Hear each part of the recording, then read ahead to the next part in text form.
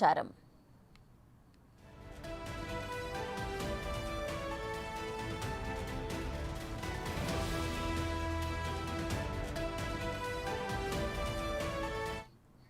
మరింత సమాచారం మా ప్రతినిధి సైదులు అందిస్తారు.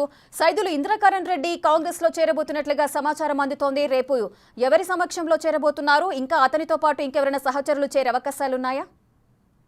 ఎస్ రేఖ, కొద్దిసేపటి క్రితమే బీఆర్ఎస్ మాజీ మంత్రి ఇంద్రకరణ్ రెడ్డి బీఆర్ఎస్ పార్టీకి ప్రాథమిక సభ్యత్వానికి రాజీనామా చేశారు. రేపు కాంగ్రెస్ పార్టీ వ్యవహారాల ఇన్ఛార్జి దీపదాస్ మున్సి సమక్షంలో కాంగ్రెస్ పార్టీలో చేరుతున్నట్టుగా కూడా మనకు సమాచారం అందుతుంది. ఏదైనప్పటికీ కూడా పార్లమెంటు ఎన్నికల వేళ బీఆర్ఎస్ పార్టీకి వరుస షాకులు తగులుతుందని చెప్పవచ్చు. ఇప్పటికే సిట్టింగ్ ఎంపీలందరూ కూడా పార్టీని వీడి వెళ్ళిపోయారు, మాజీ కూడా వెళ్ళిపోయారు. తాజాగా మాజీ మంత్రి ఇంద్రకరణ్ రెడ్డి చాలా సీనియర్ నేత, కేసీఆర్కి అత్యంత సన్నిహితంగా ఉండే వ్యక్తి.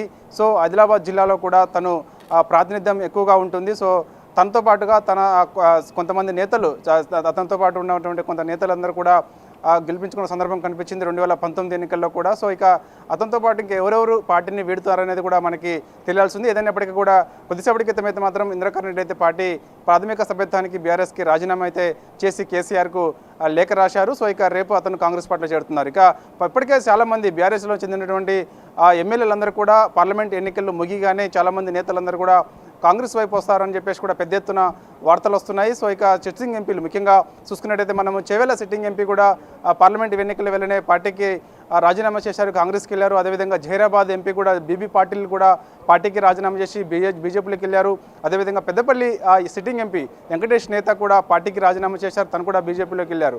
సో ఈ విధంగా చూసుకున్నట్టయితే వరుసగా బీఆర్ఎస్ పార్టీకి షాకుల మీద షాకులు తగులుతున్నాయి.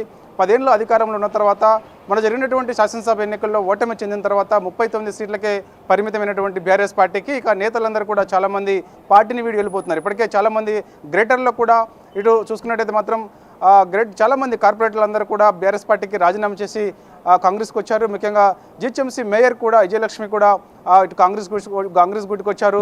సిట్టింగ్ ఎమ్మెల్యేగా ఉన్నటువంటి ఖైరతాబాద్ ఎమ్మెల్యే దానం నాగేంద్ర కూడా పార్టీకి సంబంధించి ఇప్పటికే కాంగ్రెస్ వైపు వచ్చారు. సో ఈ విధంగా చూసుకున్నట్టయితే మాత్రము ఈ గడిచిన ఒక 2 నెలల్లోనే కాంగ్రెస్ పార్టీ అధికారంలోకి వచ్చిన తర్వాత చాలామంది బీఆర్ఎస్ నేతలందరూ కూడా ఇటు పార్టీకి ప్రాథమిక సభ్యత్వానికి రాజీనామా చేస్తున్నారు, కేసీఆర్కు లేఖ రాస్తున్నారు. అయితే ఏదైనప్పటికీ కూడా కొందరు వైఖరి, అంటే అహంకారపూరితమైన వైఖరి కారణంగానే మేమందరం కూడా పార్టీని వీడి వెళ్ళిపోతున్నామని చెప్పేసి కూడా వాళ్ళు లేఖలు రాస్తున్నారు. గతంలో 10 ఏళ్ళ అధికారంలో ఉన్నప్పుడు మేము ఎప్పుడు అపాయింట్మెంట్ అడిగినా కూడా కనీసం ఇవ్వలేదు.